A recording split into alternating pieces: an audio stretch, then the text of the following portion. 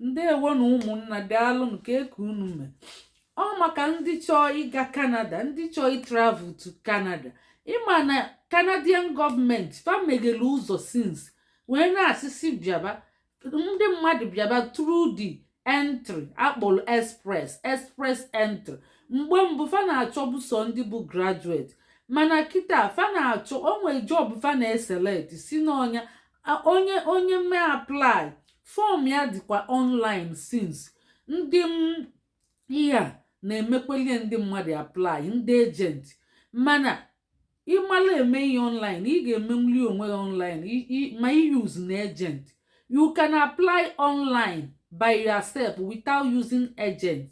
What is the name? The name is called Express Entry Canada. Express Entry Canada. Migrate through the Express Entry. Mana onwe ndị fa na-ewekeli ndị skilled workers, healthcare workers. Kita asịpụ na a na-ewe agriculture people na ịmara eme agriculture. Ọkwa ndị gụkwalịa nwere asambodi. Ma ọzọkwa a na-ewekwe ndị truck drivers ma ndị construction workers. Mana you will show them that you have experience in that your area. Even they are looking to see those that know how to speak languages, especially French. If you can speak French, just apply online. They will shortlist you. They make draw every month or every 3 months. They will issue you invitation. Keep checking your email. Just apply. You will see. It's not difficult at all. Ị ga-eje na online chee ka m gosi unu. Let me show you how to locate the form online. Na-enye ije na Google type Express Entry Canada na ihe ị ga-afụ Migrate through Express Entry Canada. I click yenye kita ifuzi ọtụtụ ihe. Nekwe na the form the online unu fu the form ya. Na form ya. Form online. Unu fuli ya ga click ime ịma na screen dị touchable. Ka mee back. Na eligibility for Express Entry. We choose skilled workers based on their skill and their ability to contribute to Canada economy. Ifulia Express Entry manages application for 3 immigration processes. Ihe na-alụ bulu ibu. Ihe ndị a na-alụ bulu ibu. Ya bụ ịba ime application. If you cannot make application by yourself, look for agent. I share number of one agent that based in Canada, so that if you have question, you ask her. But you better do it by yourself. All the question, everything you need to know is in this online, is in internet. No need of asking. You can do it yourself. Chekwelun. If you got 3 program fa na-manage nke a na-enye Federal Skill Worker Program, Federal Skill Trade Program, Canadian Express Class. Ifulia ije na ị ga-adị eligible for ofu. Mma shialu unu di consultant ọ nọkwa na Canada. Ịchọ ijubakwa ya ajụjụ.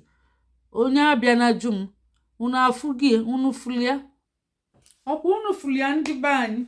Unu meghe enye unu fuzia. A na-enye priority for ndị ma languages, especially French. A na-enye category. Onwe category a na-enye priority.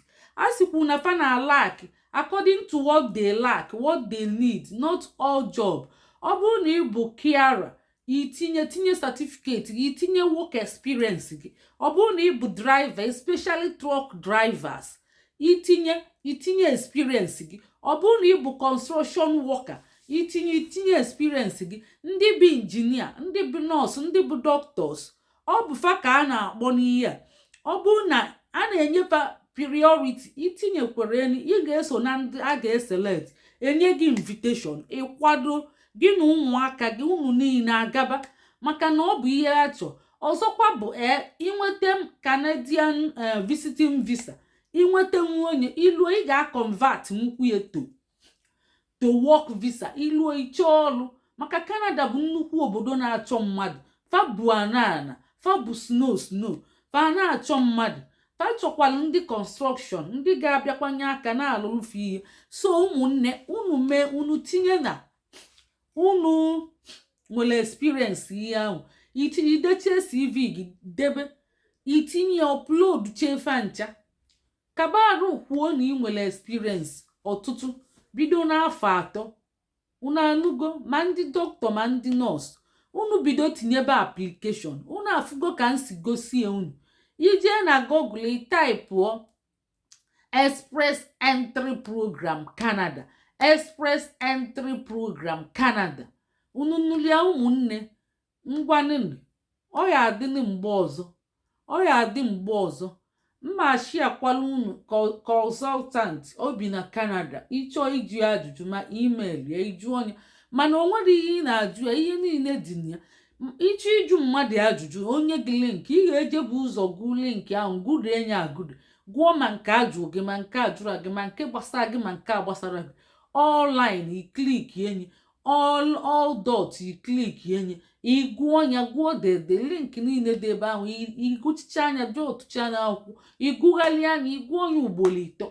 Onwezi nke gbaghalịrị anya ịbịazie bakite onye nye gị the link jụzie anya ajụjụ ma ọ bụ chọbazie agent ma ọ consultant. Maka ịdụ totally blind adị mma. Ịmago na-ajụ ka ịmago totally blind ịmago ọ adị mma chaa. Ị ga-amagodi obele ihe wee na-ajụ wee na-adaikwet.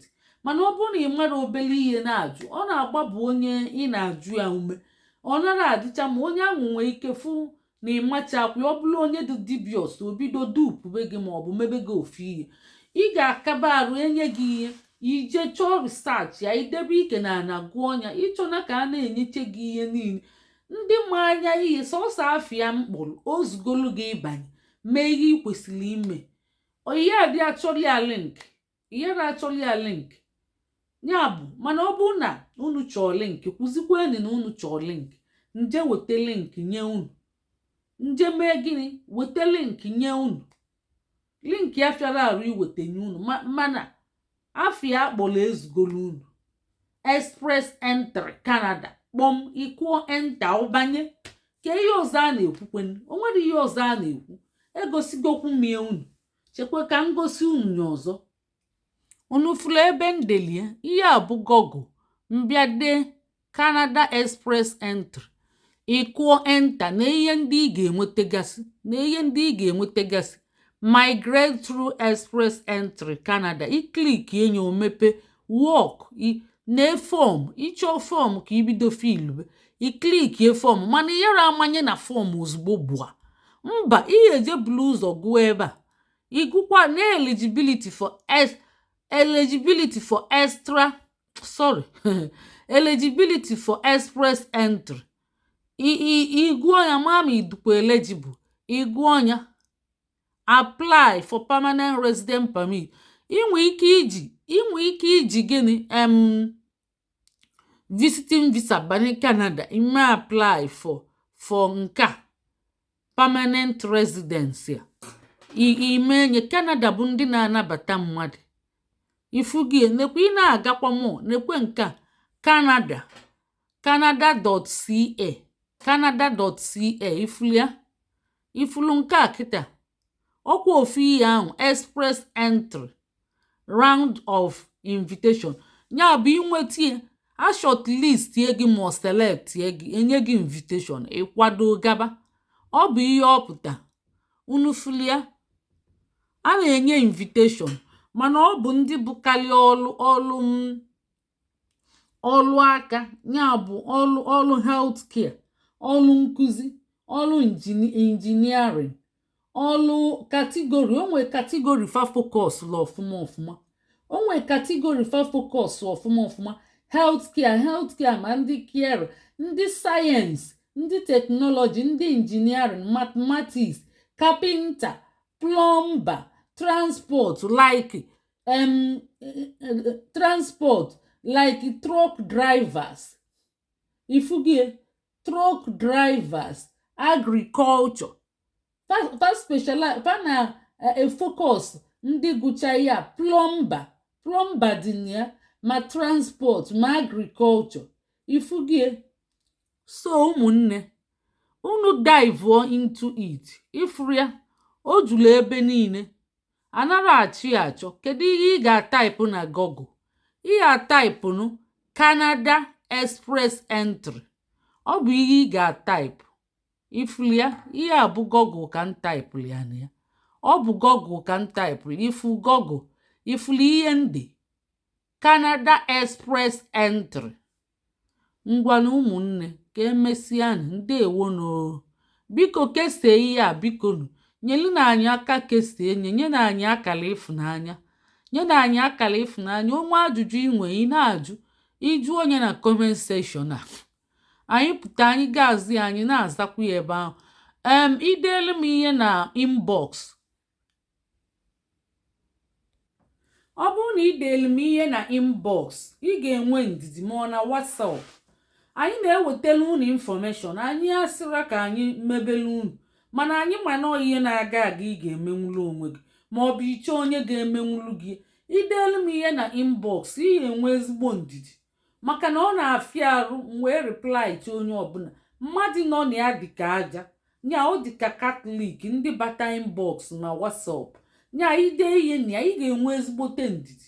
O nwekwa ike luo 3 weeks wee saa gị. So mana ijukwa na comment section a na-asị ọsịsọ dani nke inbox ma ọ bụ nke WhatsApp. Ụmụnne, jisi na ike ka unu nweta ihe a, ọ dị izi, ọ fịara arụ. Ọkwa unu afụgo ka anyị si gwacha unu, gosi unu nye, ngosi unu nye ndị niile from secondary school. Ị ga-emenwu ya. Ọ bụrụ na ị gụ secondary school, ị ga-emenwu ya. Ihe adị atụ anya ka ị gaa university wee menwuo ya. Ngwanụ, ndeewo na anyị ga-ewetakwala unu atụmatụ ọzọ. Anyị ga na-ewetala unu atụmatụ ọzọ, especially nke Canada, maka nke Canada ọ na-agbasapụ aka, ọ dịkwa izi. Gaba na ebe ị nwetara ihe, ebe ọbụla ị nwetara ihe, ị gaba nke ọbụla dapụta, tinye Canada, tinye Germany, tinye Finland, tinye ezigbo obodo oyibo niile a na-agụsisi, Europe, ma ọ na-asụ English na obodo ya, ma ọ na ọ da asụ, tinye ewee gị gaba ebe ahụ. Iluo na ezigbo Europe like Finland na ndị otu ya, ma ọ Norway, ma ezigbo obodo oyibo anyị na-agwa gị, ịgakwa na Arab land ma ọ bụ GCC country ma Asia, ịga n'ebe ahụ ị ga-atakwa target be Europe, Canada. Europe ma ọ sụrụ oyibo ma ọ sụrụ oyibo, target bụ obodo ahụ. Ọkwa ifulu Europe ma obodo na-asụ oyibo na ya ma ọ nara asụ, ndị ada asụ oyibo, fa na-enwe English as second language, fa na-akọporate kwa ndị be anyị jukwa ebe ahụ. Nya bụ ụjọ atụ na gị, onwe ndị ada afịa arụ, ụjọ a na-atụfafa na-ama kpalikpali. Ifulu onye na-adirect gị ụzọ ị na-aga, o nwere onye enwere onye na-adirect ya, ọ na-aga with no destination, mana ọ ya agakatakwa gata ihe. Ije nwoke siri ike, ije eji etinye nri n'ọnụ, o siri ike. Ịchọ ka ime enyi izi, ụmụnne, ọdụ ọkwa izi, mana jisi na ike. Ijisi ike, aka aja na-ebute ọnụ mmanụ. Onye gbara mbọ igive up na-agbasi ike, ihe emechekwa win. Biko kesie na ozi anyị a, kesie na ndewonu, ka emesịa ka ọ dị n'oge.